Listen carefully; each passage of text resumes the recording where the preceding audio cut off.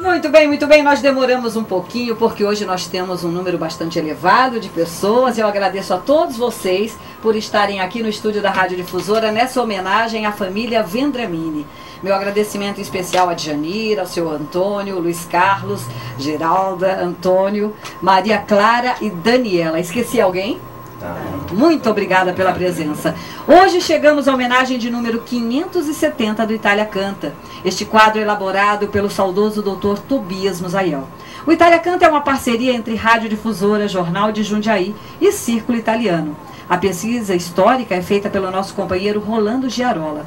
E hoje vamos homenagear a família Vendramini. Muito obrigada a todos os Vendramini que aqui estão. Bom dia a todos. Bom dia, obrigada a você. Olha, vocês terão total liberdade de me interromper, se assim for necessário, de acrescentar algo e até esclarecer algo que fique meio duvidoso. É a história da família de vocês, tá bom?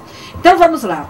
A chegada da família Vendramini ao Brasil ocorreu em 1884, quando o casal Elizabeth e Joaquim e os 3 filhos desembarcaram no Porto de Santos. Um deles era Antônio Vendramini, que viria a dar origem à família que hoje vive em Jundiaí. Do Porto, os Vendramini foram levados para a Hospedaria dos Imigrantes, em São Paulo.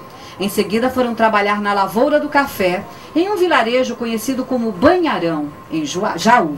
Joaquim e a mulher não se adaptavam facilmente à nova terra, principalmente com a forma de trabalho, e por isso mudaram diversas vezes para fazendas próximas. Com o decorrer do tempo, conseguiram comprar algumas terras e montaram o seu próprio negócio de plantação de café. Até aqui tudo bem? Tudo bem. Tudo bem. Com o falecimento de Joaquim e Elizabeth, os 3 filhos ficaram com a propriedade. Os 2 mais velhos foram buscar outras oportunidades no estado do Paraná. Eles venderam então suas partes para Antônio Vendramini, que reconstruiu o sítio da família no bairro dos Antunes, lá em Jaú. Nessa época, Antônio arrendou parte da propriedade e a outra ficou sob sua administração. Assim ele pretendia ganhar dinheiro para pagar o empréstimo que tinha feito para comprar a parte dos irmãos. Antônio começou a lidar com gados e tropas de burros, fazendo transporte de sacas de café e treinando outros sitiantes e fazendeiros. Além disso, Antônio adestrava cavalos para as corridas rurais e também para atrações circenses. Agora também com o objetivo de ganhar dinheiro para se casar com Santa Gasparotto. Muito bem, desta feliz união nasceram Aparecida, Zoraide, Virgínia, Maria Elisa, Amélia, Joaquim Neto, Antônio Vendramini Filho, Alvarino e Cláudia. Antônio Vendramini morou na fazenda com o filho Alvarino até morrer em 1961, sendo que ele veio para morar com esse filho em 1946. Ele veio então para Jundiaí, onde ele acabou falecendo. Perfeito. Muito bem, vamos conversar agora, temos muita gente para dar opinião. Primeiro eu quero saber quais são os filhos do seu Antônio que aqui estão. Então, Começa aqui. Vamos lá, começamos. Antônio Vendramini Neto, Neto, que foi em homenagem a ele. a ele, que traz o nome do avô e do pai. Isso, é. Você, Luiz Carlos. Luiz Carlos, Maria Clara, e tem outras? Daniela. E a Daniela, todos filhos. O que é que vocês conseguem se lembrar da infância? A gente tenta sempre trazer um pouquinho desse tempo de quando eram pequenos, dos costumes na família. Então me contem um pouquinho como foi a infância de vocês numa típica família italiana. Rua Zacarias. Bom, nós morávamos na rua Zacarias de Góes, né? Sim, no centro aqui? Pois é, no número 67. E naquela época eu me lembro que a rua, no meio da rua, Sim. era terra e havia uma pequena paralelepípedo, né, que a gente chamava de sarjeta, né? Certo. Então, a Zacarias de Góes naquela época da nossa infância, era assim que a gente enxergava. E ali nós brincávamos junto com os irmãos, né, daqueles brinquedos tradicionais da época, jogo de bolinha, unha na mula, né? Era uma infância feliz, animada, alegre. Porque Perfeito. naquela rua, naquela quadra, nós tínhamos todos os primos. Moravam os pais, né, os meus tios, e nós éramos em torno de umas 15 crianças. Nossa, Todos que os maravilha! primos. Então todas as noites a gente brincava na rua e os pais ficavam conversando na calçada, batendo papo. 9 horas eles chamavam pra gente dormir. Um Jundiaí. Uma coisa para eu falar também, que nessa época passava um carro por hora na rua Zacarias de Góes. Então era de uma vontade.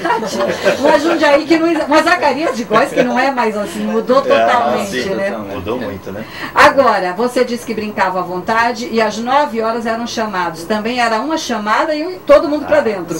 E um olhar feio, se não chegasse na hora. Uma subiu, né? Levavam pro chão de orelha. Como é que era o pai? O pai era autoritário, era de contar história? Como é que era o seu Antônio, o seu pai?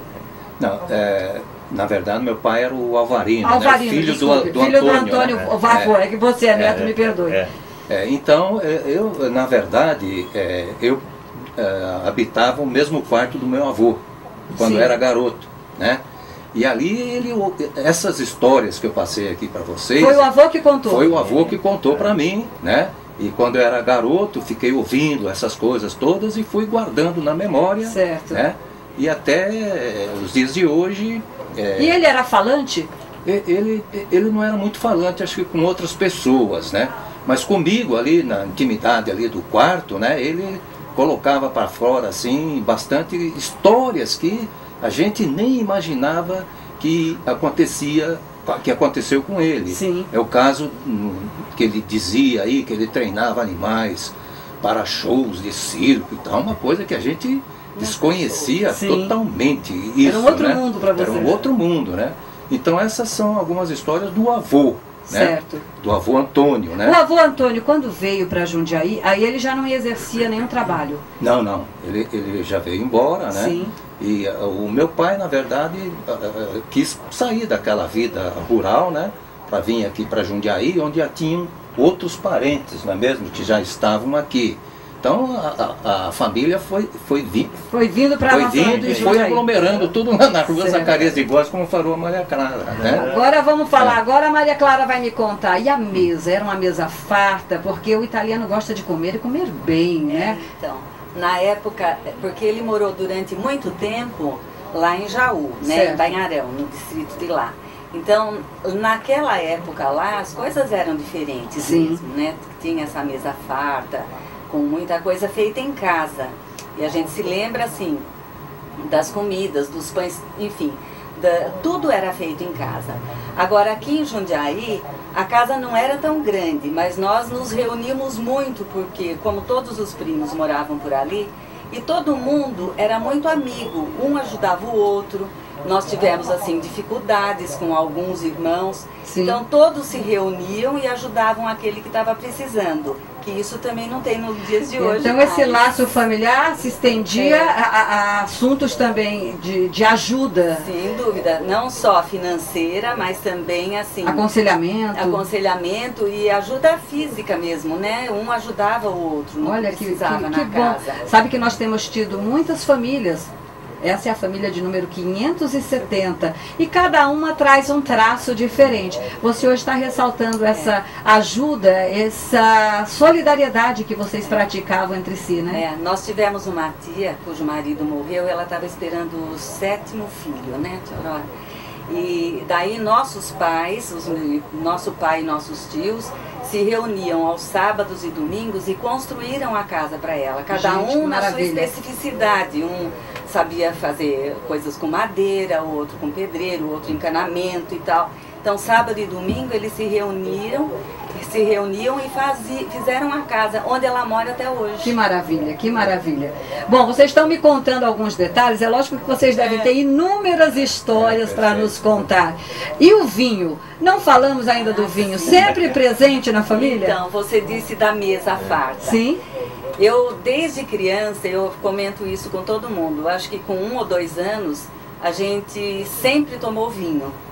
As refeições, principalmente no jantar. Sim. E meu avô tinha sempre um garrafão de vinho e 1 litro de azeite. E continuamos até hoje. Até hoje todos mantêm. Todos tomam vinho. Que maravilha, que maravilha. Porque naquela época colocava na sopa. Então, né? ou colocava na sopa o vinho e o azeite. O vinho na sopa? Olha, mas nós... Vivendo e aprendendo, hein? E o pãozinho?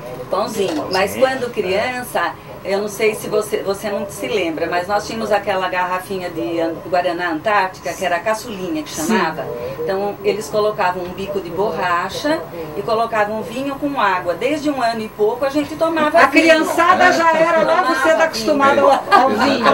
E mal não fazia, né? Porque vocês estão todos aqui fortes. Muito bom.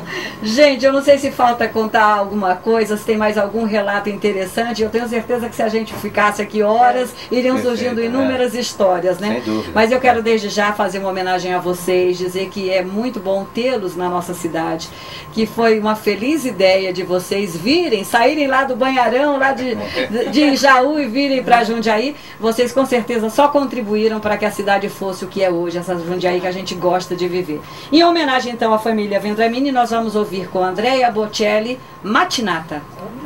Bonito.